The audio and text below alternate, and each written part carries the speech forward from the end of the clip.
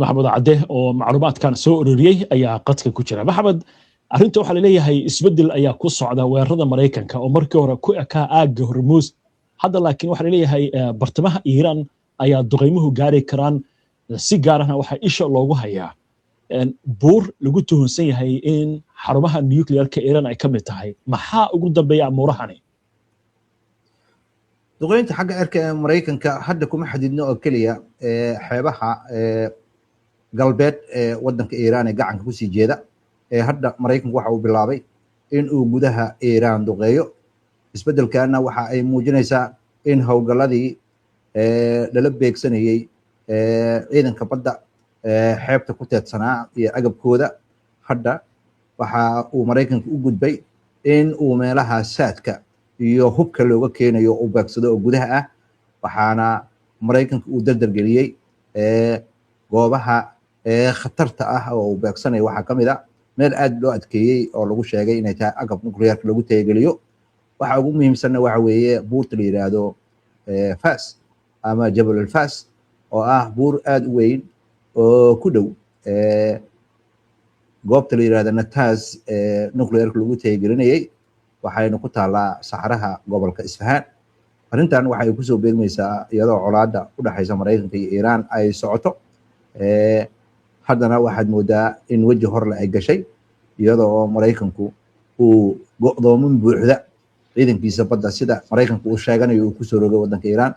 Iiraan jawaabteedana waxa ay noqotay inay beegsato maraakiibta Maraykanka ee dagaalka iyo xarumaha saldhigyada ah ee uu ku leeyahay gobolka Bariga Dhexe, iyadoo khatarta madaxweynaha Maraykanka uu sheegayo ay tahay siduu u ballaarin lahaa bartilmaameedyada Iiraan gudaheeda ah. waa gartay. meelaha ugu dambeeyey duqeymaha lala eegtay saacadihii lasoo dhaafay wadanka Iiraan maxaa lagu sheegay? khubaradiisu maxay ka leedahay arrinkaa?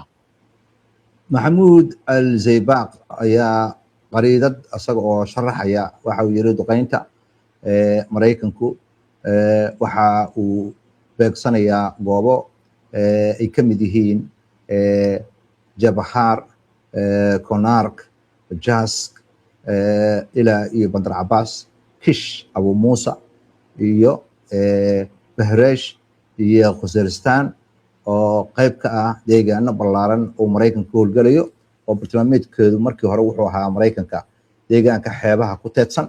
haddana waxaad moodaa in uu ballaariyey. wuxuuna intaas ku darayaa duqeyntan ayaa waxaa la socda iyadoo Iiraan ay ku dhawaaqday in ay jirto dad rayid ah iyo military ku geeriyooday goobaha qaar, halka dowladda Maraykankuna ay soo saartay sawirro ay diyaaradaheeda ay qaadeen oo tilmaamaya goobaha dekedda Bandar Abbas ay burburisay, halka Iiraanna ay wado in ay ku jawaabto gantaalo iyo diyaarado daroonis ah oo lala beegsanayo saldhigyada militariga ee Maraykanku uu ku leeyahay Bahrain iyo Jordan. intaa waxaa dheer in sidoo kale ay weerareen 2 markab oo kuwa shidaalka qaada ah oo dowladda Imaaraadka ay leedahay oo marayay koonfurta marinka Hormuus.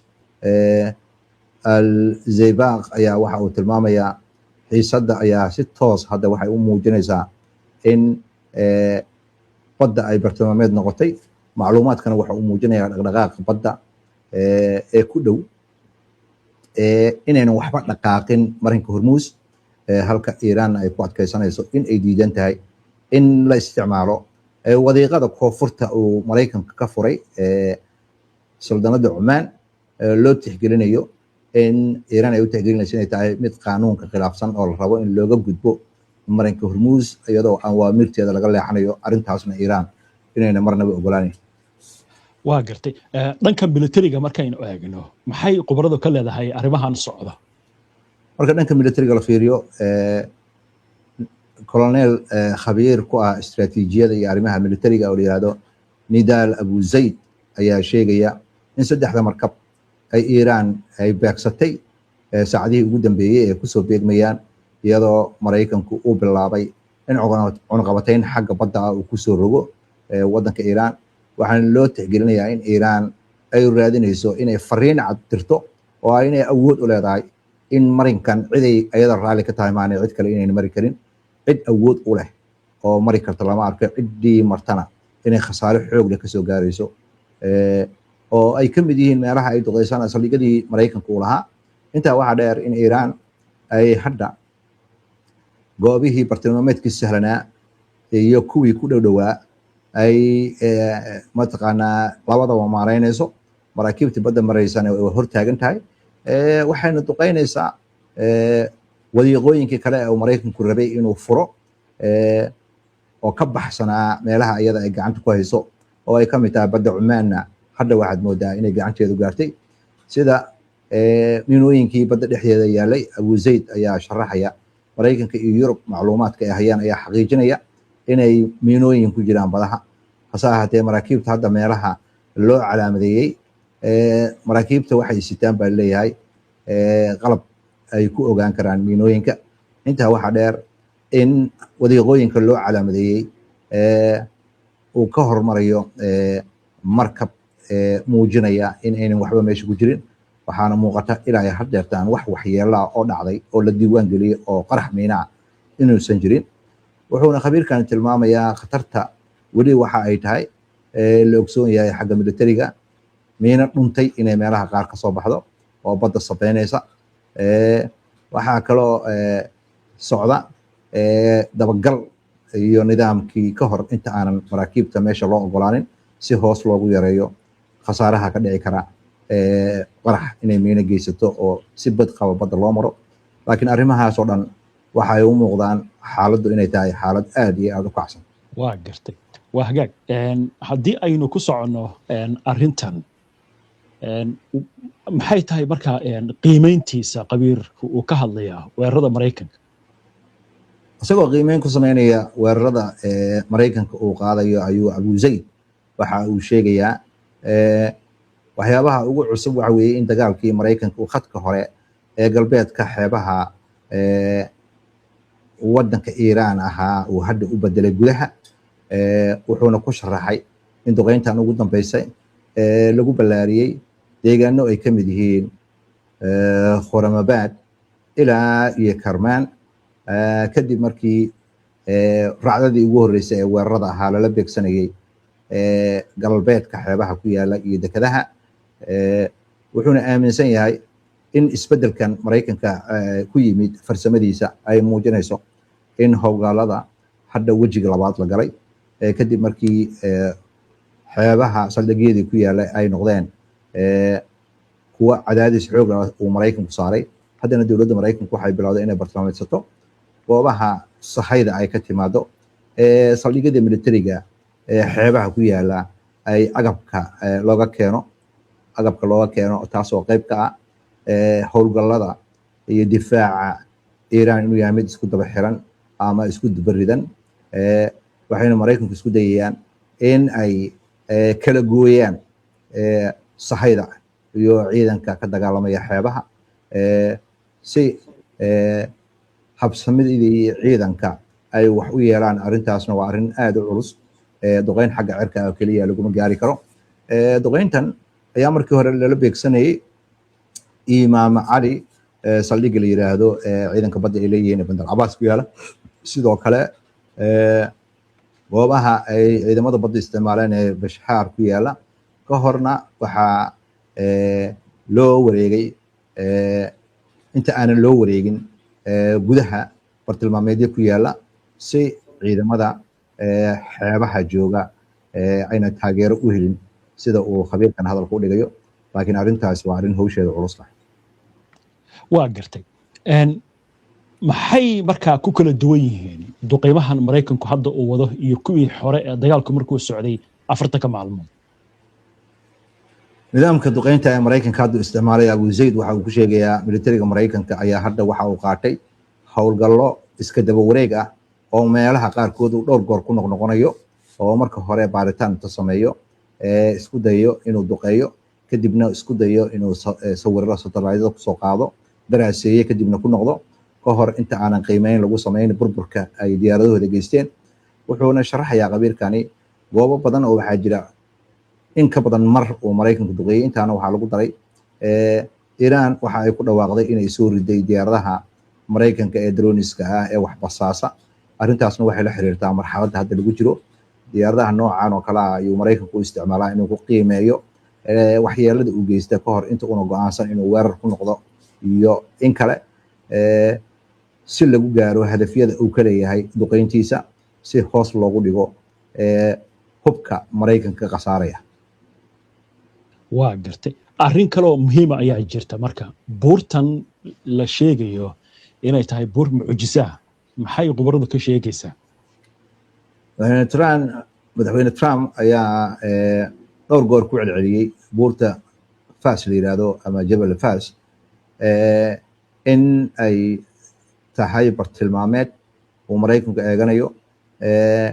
aad buur loo adkeeyey weeye, waxay ku taallaa koonfurta magaalada Tehran, waxay ku dhowdahay agabka nuclearka lagu tixgeliyo ee Natanz, taasoo Maraykanka ciidankiisa sirta ay shaki weyn ka qabaan inay tahay meelaha sirta ah ee wadanka Iran ay ku tixgeliso barnaamijkeeda nuclearka, halka Iranna ay ku adkeysanayso inay ku tala jirto goobtaasi inay ku samaysato agabka loo isticmaalo xagga farsamada nuclearka. Abu Zayd ayaa sheegaya buurtaasi inay ku taalo buuraha xaynta ah ama silsilada ah ee Zagros la yiraahdo, oo buuro waaweyn oo adag oo safan ah, wayna adag tahay buu yiri buurahaasi in duqeyn wax looga qaado sababtoo ah aad ayaa loo adkeeyey. dabeecad ahaanna waa buuro adag weeye, wayna adag tahay in hadaf military uu wax badan ka keeno. hase ahaatee agabyada ayaa la qiyaasayaa in Iran ay leedahay in dhulka hoostiisa ay ku jiraan oo ay dhib badan tahay in la gaaro.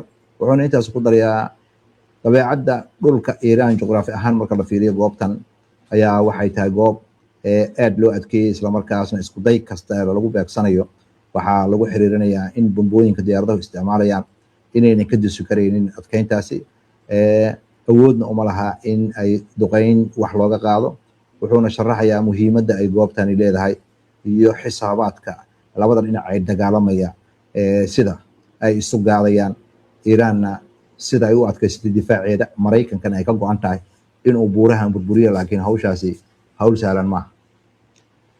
waayahay maxamed, haddii inta aynu kaga gudubno warbixinta, sawiradan inoo muuqda waa buurta Jabal Fas, wadooyin iyo albaaba ayaa muuqda. khubarada qaarkood waxay leeyihiin waxa la burburin karaa waa albaabada laga galo. inteeba markaas khasaare gaarsiin kartaa xarunta haddii la weeraro albaabadaasi? maxayse khubarada ka leedahay arrintan? khubarada la fogura arrimaha dagaalka oo dhan waxay leeyihiin Maraykanka waxa uu irbad ka dhex raadinayaa badda gunteeda.